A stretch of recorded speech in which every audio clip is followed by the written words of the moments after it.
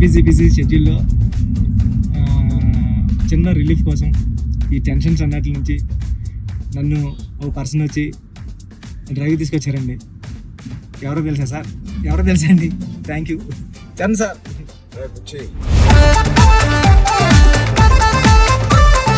ఏం లేదు బుచ్చి, ఒకటి అడుగుతాను ఏం అనుకో కదా. చెప్పండి సార్. సరే మీరు అడిగితే ఏమనుకుంటారు సార్? నీ బైసెప్ మిస్ అవుతున్నా సార్ ఆ రోజు చూపి ఒకసారి. ఓజీ సార్ ఎంత వైరల్ అయిపోయిందంటే నన్ను ఎవరు చూడలేదు ఆ మేకింగ్ వీడియో. చిరంజీవి గారి ముందు నువ్వు చూపించిన బైసెప్ ఓజీ పెద్ది అని కూడా అనౌన్స్ చేస్తుంది. హెల్త్ బాగుండాలి sir. Thank you sir. Sir నేను ఒక విషయం చెప్పాలి సార్. చెప్పండి సార్. నేను జిమ్ కి దిల్షునగర్ లో చదువుకున్నప్పుడు, ఎంబీఏ చదువుకున్నప్పటి నుంచి నేను జిమ్ కి డబ్బులు కట్టాను సార్. కానీ వెళ్ళడం రావడం ఎప్పుడు అంత సీరియస్ గా తీసుకోలేదు కదా సార్. మిమ్మల్ని చూసిన తర్వాత పెద్దిలో మీ డెడికేషన్ చూసిన తర్వాత నిజంగా చెప్తున్నా సార్, మీ డెడికేషన్ చూసిన తర్వాత అరే చరణ్ సార్కి అన్ని ఉన్నాయి సరే, హెల్త్ కోసం సినిమా కోసం ఇంత కష్టపడుతున్నారు, మనకి ఏం పని ఉంది అసలు? మనం కష్టపడి రోజు ఎక్సర్సైజ్ 40 minutes చేసుకుంటే బాగుంటుందని రీల్స్ లోని దాంట్లో చూసినప్పుడు నాకు అంత అనుకున్నాను కానీ సార్, ఎన్నో రీల్స్ సేవ్ చేశాను సార్, కానీ అంత ఇంపాక్ట్ క్రియేట్ చేయలేదు. నేను జిమ్ కోసం నేను సేవ్ చేసిన రీల్స్ చూస్తే సార్, ఆ రీల్సే నాకు తెలిసి ఒక నెక్స్ట్ జన్మ కూడా సరిపోతుంది రీల్స్ సేవ్ చేశాను సార్. కానీ మిమ్మల్ని చూసిన తర్వాత డెడికేషన్ చూసిన తర్వాత రోజు 40 minutes చేద్దారని మాత్రం చేస్తున్నా సార్. అసలు నువ్వు నన్ను పెట్టిన టార్చర్ కి ఆ బాడీలు రావడానికి, ఆ బాడీలు అన్ని రావడానికి ఒకటి క్రికెట్ బాడీ అడిగావు. క్రికెట్ సార్ అంటే క్రికెట్ బాడీ అంటే అసలు చాలా లీన్ గా మన తిలక్ వర్మ, హార్దిక్ పాండ్యా ఒక షర్ట్ వేస్తే ఎలా ఉంటుంది, ఇదే నాకు చెప్పింది, నాకు నరేషన్ అప్పుడు అదొక బాడీ అడిగావు. కొన్ని రోజుల తర్వాత మళ్ళీ సార్ క్రికెట్ బాడీలో కూడా మీరు క్రికెట్ బాడీలో కూడా కొంచెం బండగా ఉండాలి. ట్రైబల్ వ్యక్తి ఎంత స్ట్రాంగ్ గా ఉంటాడో అది బాడీ బిల్డింగ్ చేస్తే వచ్చే స్ట్రెంత్ కాదు. అవును సార్. ఆడికి అలవాటుగా ఆ కొండల్లోని అట్లా తిరగడం వల్ల వచ్చిన బాడీ అన్నట్టు అదొకటి అడిగావు. అది అయిపోయిన తర్వాత సార్ మళ్ళీ సార్ కొన్ని రోజులు మళ్ళీ షూటింగ్ జరుగుతా ఉంటే సార్ ఏంటి సార్ నాకు ఆ లుక్ రావట్లేదు అంటావు. ఈ లుక్ షూట్ చేస్తే ఆ లుక్ ఎలా వస్తుంది? కుస్తీ లుక్ కావాలన్నా సార్, రెజ్లింగ్ లుక్, కుస్తీ లుక్ కావాలంటావు సార్. నిజంగా చెప్పాలంటే సార్ నాకు అడగడానికి కూడా భయం వేసేది సార్. అంటే ఏంటి టైం లైన్ కూడా ఎక్కువ లేదు సార్. అంటే ఇప్పుడు క్రికెట్ అయిపోయిన షూట్ అయిపోయినా కరెక్ట్గా 2 months 3 months మీరు మళ్ళీ మన షర్ట్ అయిపోద్దండి. ఎక్కడ షర్ట్ అయిపోతే మీ బాడీ తెలిసిపోద్దండి. మీరు అలా గ్రాడ్యువల్గా షర్ట్ని ఆ బాడీని అలా మెయింటైన్ చేస్తే కుస్తీ టైంకి మళ్ళీ ఓపెన్ చేయడం, అదంతా కూడా చాలా కష్టపడ్డారు సార్. ఆ ఇన్స్పిరేషన్ తీసుకునేందుకు నిజంగా సుకుమార్ గారి బ్యాచ్ మీకు దండం పెట్టాలి సార్. మరి మా గురుగారు అంత కాదు సార్. నేను నువ్వా సార్? మీ గురుగారు ఇంకా బెటరే బాబు సార్. బట్ నిజంగా ఇవన్నీ నేను చేసింది సుకుమార్ గారి అసిస్టెంట్ అనో లేకపోతే బుచ్చిబాబు ఉప్పెన తీసిన బుచ్చిబాబు కోసం కాదు. నేను నిజంగా చెప్పాను, I was in love with your script. నువ్వు రాసిన కథ ఆ సరస్వతి దేవి కోసం నేను ఎన్ని చేసినా ఈ సినిమాకి తక్కువే అనుకుని ఏమడిగినా నేను చేశాను. అంత అద్భుతంగా నువ్వు రాసావు ఈ సబ్జెక్టు. ఆ సబ్జెక్ట్ కోసం ఆ సబ్జెక్ట్ చేయించుకుంది నాతో అనొచ్చు. నేను నువ్వు కాదు సార్ నువ్వు రాసిన సబ్జెక్ట్ అంటే సార్. Thank you sir. కానీ అంటే మళ్ళీ ఇది అయిపోయిన తర్వాత ఇంకొక సెటప్ ఉంది అండి, మళ్ళీ దానికి బాడీ ఇచ్చారు. అదే సర్ప్రైజింగ్ సార్. కానీ ఆ బాడీ ఇవ్వడం కానీ ఇది చాలా స్ట్రగుల్ సార్. అంటే మీ మూడ్ స్వింగ్స్ అన్ని అంటే అక్కడ మళ్ళీ మీరు కష్టపడి ఆ ఇసుకలో దిగాల, అబ్బా ఎండల్లో షూటింగ్ చాలా చాలా టఫ్ అయిపోయింది సార్. నన్ను మాత్రం క్షమించండి. నిజంగా మనస్ఫూర్తిగా చెప్తున్నాను, నాకు ఏ రోజు కష్టం ఎందుకు అనిపించలేదు అంటే I really enjoyed this process. నచ్చిన పని చేసేటప్పుడు శ్రమ తెలియదు అంటారు కదా, నాకైతే అలా అనిపించింది. బట్ ఇవాళ షూటింగ్ అయిపోయిన తర్వాత నాకు బాగా తెలుస్తుంది, ఎందుకంటే నొప్పులు ఎక్కడెక్కడి నుంచో నొప్పులు బయటకు పడుతున్నాయి. ఇది మా పాపను కూడా ఎత్తుకోవడానికి ఈ చెయ్య కొంచెం నొప్పేస్తుంది. రేపు ఎల్లుండో వెళ్ళి చిన్న ఎక్స్రే తీయాలి. అంటే ఆ కుస్తీలో చేయి పట్టి అది అదురు ఉంటది, అదిరి కొంచెం ఏదో అయింది దీనికి. మళ్ళీ మీకు చేతికి అది కుస్తీలో పట్టడం, ఆ పైల్వాన్స్ అందరం తిరగేయడం అట్లతో పాటుగా మళ్ళీ సార్ పైగా నువ్వు పెట్టింది ఆర్టిస్ట్ కాదు, నిజమైన పైల్వాన్స్. వాళ్ళని బతిమాలి బాబు నువ్వు యాక్టింగ్ చేయరా బాబు అని చెప్పడానికి వాళ్ళకి టర్న్ అవడం గట్రా రావట్లేదు సార్. సినిమా యాక్షన్ చెప్తే వాళ్ళు నిజంగా కుస్తీ నిజంగా పైల్వాన్ పట్టుకుంటారు. పాపం సారీ సార్ అంటున్నారు. మళ్ళీ స్పోర్ట్స్ మ్యాన్ ఇన్స్టింక్ట్ ఉంటుంది కదా, స్పోర్ట్స్ మ్యాన్ స్పిరిట్, అది ఎంత మనం యాక్టింగ్ చేయరా అన్నా కూడా రాదు వాళ్ళకి.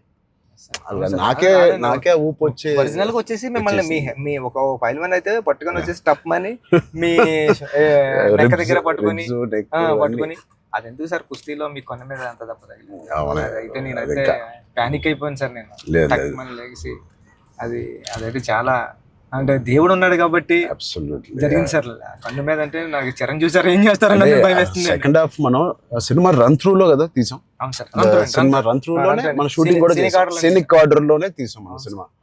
సో అది తీయడం వల్ల ఐ థింక్ నాకైతే చాలా చాలా హెల్ప్ అయింది మీరు అలా తీయడం వల్ల. ఒకటి మనందరికి ఇది జర్నీ ఆఫ్ పెద్ది కాబట్టి బిగినింగ్ టు ఎండ్ ఆ జర్నీ ప్రకారంగానే మనం తీయడం అనేది అందరికి ఆ మూడ్ లో రావడానికి అర్థమైంది. ఈ సీన్ ఎందుకు తీస్తున్నాం అందరికి అర్థమైంది, ఎందుకంటే దాని ముందు రోజే ఆ సీన్ తీసాం కాబట్టి. రన్ త్రూ లో వచ్చేసరికి మన సెకండ్ హాఫ్ అంతా మనం ఒకే టైం పీరియడ్ లో షూట్ చేసాం. సెకండ్ హాఫ్ అంటే ఏంటి, కల్మినేషన్ ఆఫ్ ఆల్ ద మీరు రాసిన స్టోరీ అంతా culmination. Heaviest action, heaviest emotion, heaviest song second half లోనే పెడతావు. సో అంత హెవీ వర్క్ మనకి లాస్ట్ 65 days లో మనం షూట్ చేసాం. నిజంగా దేవుడు లేకపోతే అంత హెవీ వర్క్, అన్ని కుస్తీ ఫైట్లు, క్లైమాక్స్ ఫైట్, క్లైమాక్స్ సాంగ్, ఇంకో సాంగ్, రే రారా, ఏమి మనకేం అవ్వకుండా మీకేం అవ్వకుండా నాకేం అవ్వకుండా జరిగిందంటే అది నిజంగా పెద్దకున్న బలం. అది పెద్ద సబ్జెక్ట్ కి పెద్ద స్క్రిప్ట్ చేయించుకుంది తప్ప. లాస్ట్ 75 days షూట్ చేస్తాను సార్. ప్రతి సినిమాలో నాకు ఏదో ఒక యాక్సిడెంట్ అవుతూనే ఉంది. RRR లో కూడా కాలు ఎరగ కొట్టుకున్నాను, రంగస్థలం కూడా ఒకటి ఏదో అయింది నాకు గుర్తులేదు. గేమ్ చేంజర్ లో ఇక్కడ లిప్ కట్ అయిపోయింది, ఇక్కడ ఇది అయింది. కానీ ఎక్కడ ఒక్కరోజు మన షూటింగ్ ఆపింది లేదు. అది నిజంగా అది దేవుడు. ఇంకేంటి బుజ్జి సార్ పోస్ట్ ప్రొడక్షన్ ఎలా జరుగుతుంది చెప్పు, సరదాగా అడుగుతున్నా. సార్ రెహమాన్ సార్ అంటే నేను ట్వీట్ వద్దాం అనుకున్నాను సార్, ఎర్ర కొట్టేసారు RRR అని. అంటే మళ్ళీ 2 ఎట్లా అయిపోతుందో నేను వేయలేదు సార్. నెక్స్ట్ లెవెల్ RRR ఇచ్చారు sir Rahman sir. Okay, next level అండి. అంటే ఎమోషన్ గానీ నాకు నేను వెళ్ళి కూర్చున్నాను సార్. నిన్నే కూర్చుంటే ఇది మన సినిమా మన విజువల్ ని నెక్స్ట్ లెవెల్ పట్టుకుపోయారు సార్.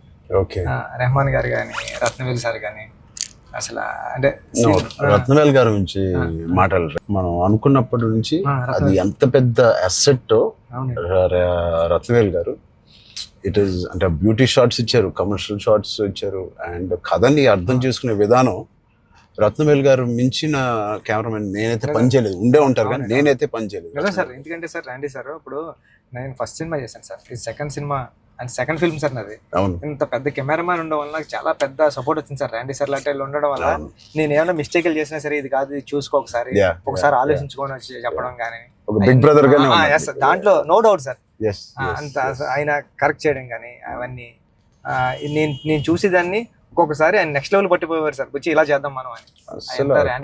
లైటింగ్ మాత్రం వేరే స్థాయిలో ఉంటది అసలు. సార్ మీకు చెప్పాలంటే ఢిల్లీ ఎపిసోడ్ ఢిల్లీలో ఎలా ఉన్నారంటే సార్ మీరు ఢిల్లీ ఎపిసోడ్ నాకు మిమ్మల్ని చూసిన ప్రతిసారి కళ్ళంటే నీళ్ళు వస్తా సార్. ఐ థింక్ నా ఫేవరెట్ ఎపిసోడ్ చెప్పొచ్చు లేదో తెలియదు ఇస్ ద ఢిల్లీ ఎపిసోడ్. అంటే నీ కథ మొత్తం నువ్వు ఇందాక 2 గంటలన్నర కథ లేదా 3 గంటల కథ, ఆ ఢిల్లీ ఎపిసోడే మీ కథ. అవును సార్. ఢిల్లీ నేను ఢిల్లీ ఎడిటింగ్ రూమ్ లో చూసిన ప్రతిసారి మీకు కాల్ చేశాను సార్. నవీన్ అంటున్నారండి, ఎడిటర్ నవీన్ ఏమన్నాడంటే అండి, నవీన్ అన్న వచ్చి నువ్వు చూసిన ప్రతిసారి 20 వరకు కాల్ చేస్తున్నావు అని. అంటే దాంట్లో ఫ్రేమ్ తీసి కట్ చేద్దామన్నా సరే నాకు భయం వేసి ఇది తీద్దామా లేకపోతే ఇది ఒక్కటే తీసేద్దామా అంటే నువ్వు ఒకసారి గుర్తుపెట్టుకో ఈ విజువల్ చూసిన ప్రతిసారి నువ్వు రామ్ చరణ్ సార్ కాల్ చేసావు, నువ్వు ఎలా చేస్తావు ఇది అంటే అవునా అయితే తీనని మళ్ళీ దాన్ని హోల్డ్ చేసి దాని బిఫోర్ ఎక్కడ కట్ చేశాను కానీ ఢిల్లీ కట్ చేయలేదు సార్. ఢిల్లీ ఎపిసోడ్ నాకు సినిమాలో నాకు ఫేవరెట్ ఎపిసోడ్. అవును సార్. ఢిల్లీలో అప్పుడు టెంపరేచర్ కూడా చాలా చలండి, పక్కన షూటింగ్ చేయడానికి కూడా అవన్నీ క్లైమేట్ కూడా కంట్రోల్ లేదు సార్. బట్ ఎపిసోడ్ మాత్రం ఎలా షూట్ చేయాలని అనుకున్నాను. ఆ ఒక్క ఎపిసోడ్ కి రాండీ గారికి 100% ఇచ్చారు సార్. అందుకని దాన్ని వైడ్ రేంజ్ ఫ్రేమ్స్ తో స్పాన్ కానండి, అంత కలర్ టోన్ కూడా ఢిల్లీ దగ్గర కలపలతో ఫిల్మ్ కలర్ టోన్ మార్పు సార్. లుక్ అండ్ ఫీల్ కూడా మొత్తం అంతా ఢిల్లీ ఎపిసోడ్ లోనే ఒక వ్యవసాయం ఉంటది కాబట్టి మన సినిమాలో కదండి ఎమోషన్ అంతా హోల్డ్ చేయడం కానండి. వచ్చే ట్విస్ట్ ఆ, will be the biggest twist in the అవును whole సార్ film. అవును సార్ అవును సార్ అది ఎలా రాసావో నాకు తెలియదు.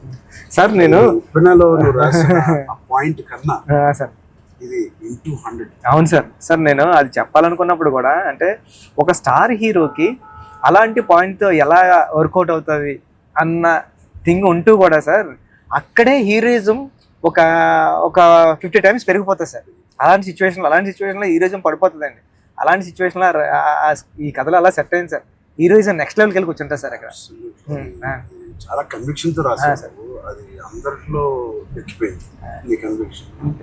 అంటే షార్ట్ లో నువ్వు నాకు ఇంకా గుర్తు, మా ఇంటికి 3 అవును years సార్ back వచ్చింది సార్. అవును సార్ బాగా గుర్తుంది సార్ మీకు. 3 years back వచ్చినప్పుడు సార్ సార్ నువ్వు నేను సుకుమార్ గారు కూర్చుని అవును.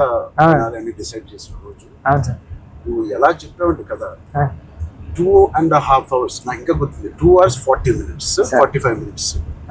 అవును సార్ కింద మంచి మ్యాట్ అన్ని వేయించి కిందే కూర్చుంటాను. సరే బాబు. మీరు కింద దిగిపోయారు సార్. మీరు కింద అన్ని సీన్ పేపర్ వేసి dialogue to dialogue scene to scene run through తో సీన్ ఆర్డర్ తో నువ్వు నాకు ఎక్స్ప్లెయిన్ చేసాను. నేను ఫస్ట్ మెస్పరైజ్ అయిపోయాను. నా వైపు ఎక్కువ తలెత్తి కూడా సీన్ వైపు కదా చూసి కూడా నువ్వు చదవలేదు. తలెత్తి నాతోనే మాట్లాడావు మొత్తం. అంతలాగా నీకు ఎవ్రీ డైలాగ్ నీకు గుర్తుపోయింది. నువ్వు ఎన్ని సంవత్సరాలు రాసావు ఈ సినిమా నాకు తెలియదు కానీ ఫోర్ ఇయర్స్ ఉప్పిన తర్వాత ఎప్పటి నుంచో డెవలప్ చేసావు. నువ్వు నరేట్ చేసిన గ్రిప్పింగ్ గా నరేట్ చేసిన విధానం కానీ నేను మెస్పరైజ్ అయిపోయాను. అసలు ఏ కథ చెప్తున్నాడు తర్వాత చెప్పిన విధానానికి నేను సార్. నాకు డౌట్ సార్, కథే అంటే అక్కడ రామ్ చరణ్ సార్ కాదు, బుచ్చిబాబు కాదు, అంటే కథే అంటే కథను నమ్మిన డైరెక్టర్గా నేను వచ్చాను సార్. కథను నమ్మిన డైరెక్టర్గా వచ్చి మీకు నేరేషన్ ఇచ్చినప్పుడు నాలో భయాలు చాలా ఉన్నాయండి. ఇలాంటి స్క్రిప్ట్ ఓకే చేయడానికి, ఇలాంటి ఎమోషనల్ డ్రామా అంటే పెద్ద అంటే యాక్షను, క్రికెట్, రెజ్లింగ్ కాదు సార్. పెద్ద అంటే ఎమోషను. నేను నేరేషన్ ఇచ్చిన ప్రతిసారి నాకు కళ్ళంట నీళ్ళు వచ్చాయి సార్. అరే అంటే ఏడ్ చేస్తున్నాను కాబట్టి ఏడ్ చేసిన కొన్ని సీన్లు అక్కడ చెప్పడం కూడా తోసేసేవాడి సార్. కానీ ఇలాంటి స్క్రిప్ట్ని మీరు విన్నప్పుడు మీ ఫీలింగ్ అంటే మీరు ఏమనుకున్నారు సార్? అంటే ఇలాంటి స్క్రిప్ట్ చెయ్యాలనుకున్నారా? సుకుమార్ గారు ఇచ్చిన కాన్ఫిడెన్స్ వల్ల, సుకుమార్ గారి బ్యాచ్ వల్ల ఆయన ఎందుకో నన్ను చేయమని అడగడం ఏదో ఒకటి ఉంటుంది. లేకపోతే నాకు లేదు కదా ఇంకేదో ఉంది కదా అనుకునే టైంలో సడన్ గా ఇది చేసాము. మన ఇద్దరం ఎప్పటి నుంచో రంగస్థలం టైం నుంచి మనం ఇద్దరం పని చేయాలి అనుకున్నాం. అది ఇంత తొందరగా అది ఫస్ట్ సుకుమార్ గారు ఏదో ఉంటే తప్ప మనకు చెప్పారు. బట్ నాకేం నచ్చిందంటే పెద్ద అనే ఫిల్మ్ లో నువ్వు అన్అడల్టరేటెడ్ గా అంటే ఏవి కమర్షియల్స్ గా ఆలోచించడం కానీ ఫ్యాన్స్ పరంగా కానీ ఏ ఉద్దేశం లేకుండా ఆ కథకి ఏది న్యాయం అదే నువ్వు రాసావు, అదే నాకు చెప్పావు. అక్కడ నీ నిజాయితీ నాకు ఫస్ట్ నచ్చింది. ఆ క్యారెక్టర్ లో ఉన్న నిజాయితీ నచ్చింది. పెద్దిగాడి క్యారెక్టర్ లో ఉన్న నిజాయితీ నాకు నచ్చింది.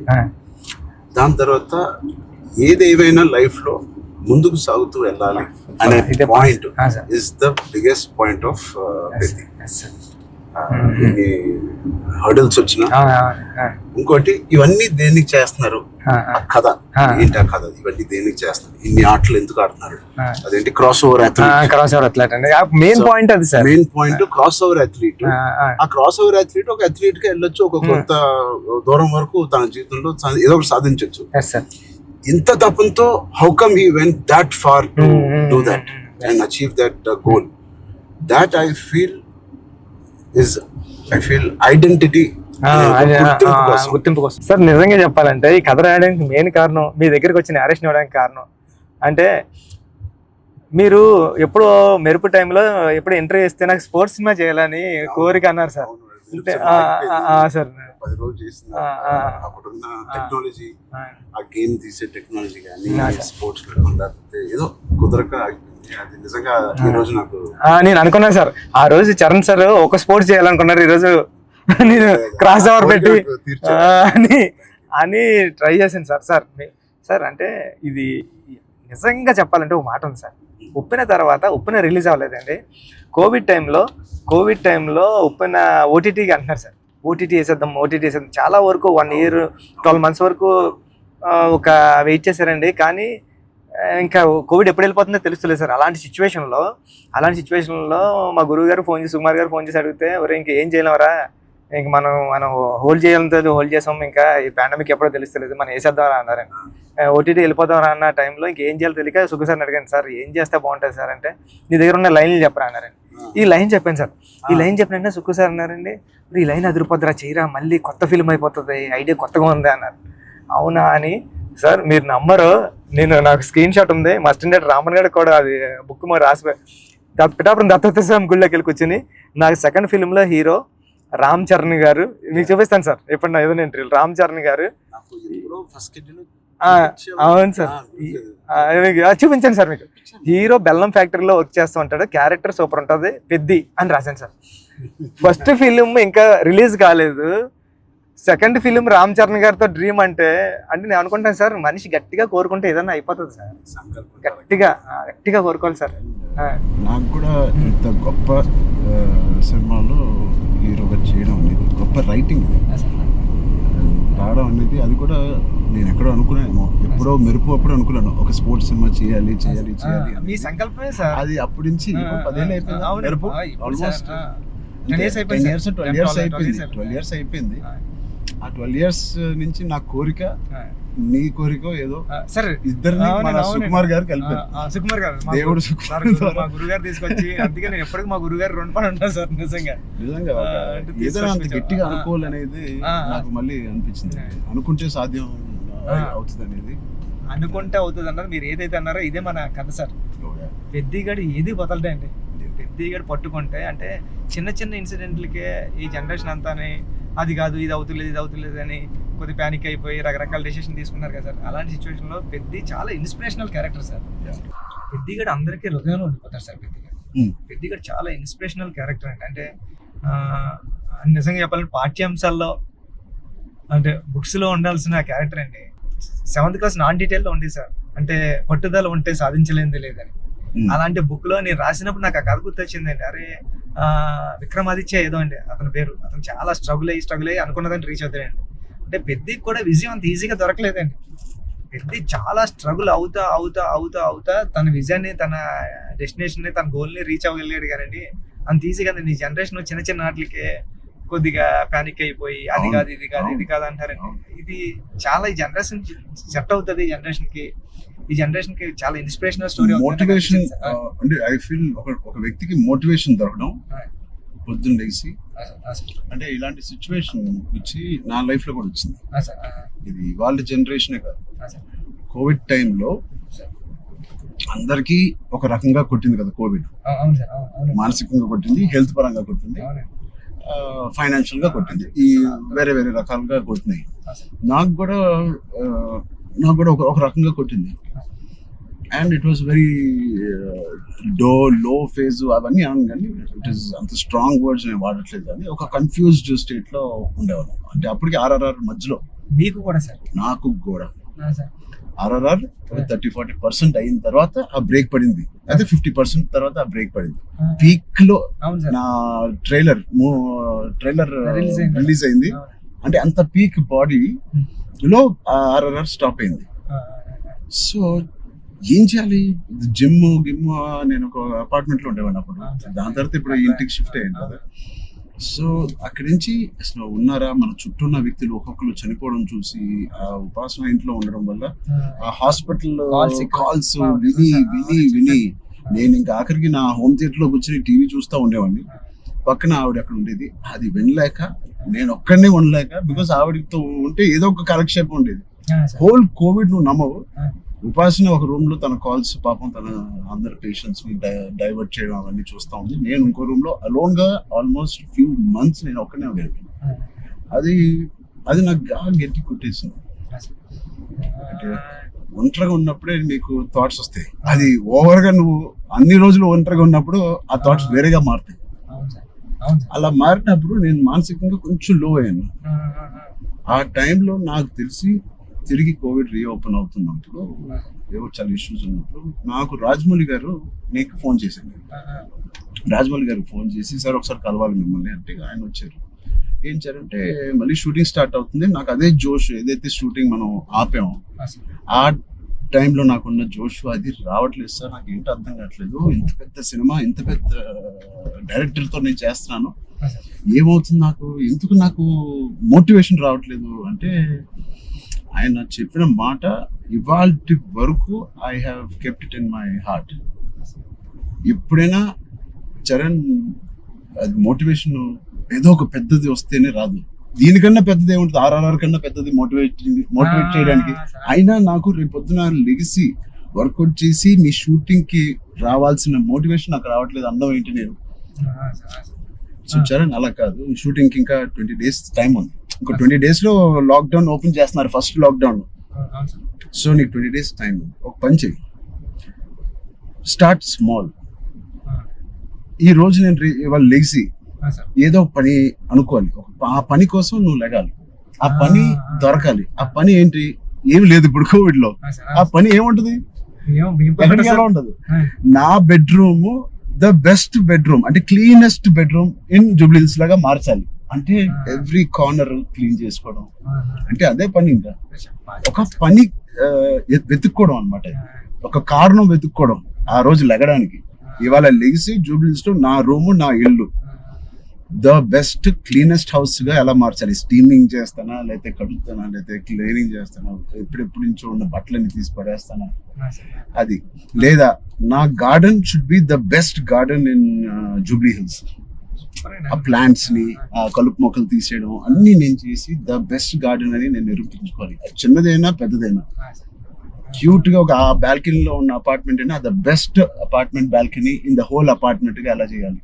ఆ చిన్న చిన్న కారణాలు వెతుక్కొచ్చారండి ఇలాగా.